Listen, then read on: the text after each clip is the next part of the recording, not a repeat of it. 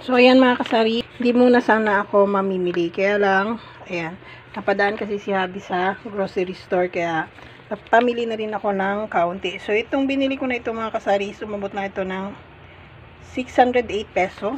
So, yan lang yung aking pamili. So, ilan lang talaga. Yan, kung nakita nyo. Ang 600 ngayon, napakalit na lang. Hindi katulad dati. Napakadami. So, ayan. Ito yung estado na aking munting tindahan. At ako'y mag-aayos ngayon. Dahil, ayan, kung nakita nyo, wala na akong mga pakape. So, ngayon is Wednesday. So, ayan yung estado na aking tindahan. Mamimili na naman siguro ako nito.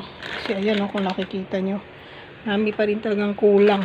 So, ayaw kasi mga kasari, paulit-ulit ko na sinasabi sa inyo, ayaw ko talagang punin yung tindahan ko kasi nga matumal at wala masyadong nabili.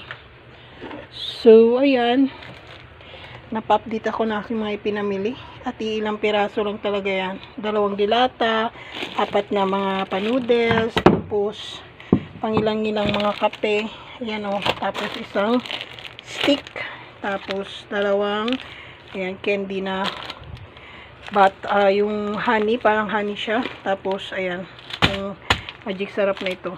Marami pa namang laman yung aking tindahan. Ayan, yung estado na aking tindahan. Marami pa siyang laman.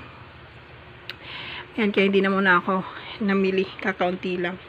Ito kasi yung mga mabili sa akin. So, kung anong mabili sa tindahan, yun yung binibili ko. So, malapit na naman ako magupit-gupit na aking mga powder. Dahil kukunti na lang siya na naman, oh. So, ayan. Mag-ayos ako na aking munting tindahan mga kasari dahil magre-refill din tayo. Tapos, dito sa kusina, naglalaba pala ako. So, naglalaba ako at pinapaikot ko lang. Pagkatapos yun, maikot ngayon.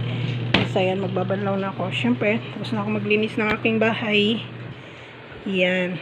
Tapos na ako maglinis ng aking sala. At nakapaglinis na rin ako ng aking kwarto. O, diba? So, itong buhay ng inday dito sa loob ng bahay. Tindera na inday pa. Ayan. So, matumal. Ayan. Mainit. Samantalahin natin yung init. O, diba mainit? So, nakapaglinis na rin kasi ako mga kasari. Tapos na ako maglinis. Tapos, ito na yung huling gagawin ko ngayon. Magdi-display na aking mga paninda. At syempre, kanina pa ako nagbabantay.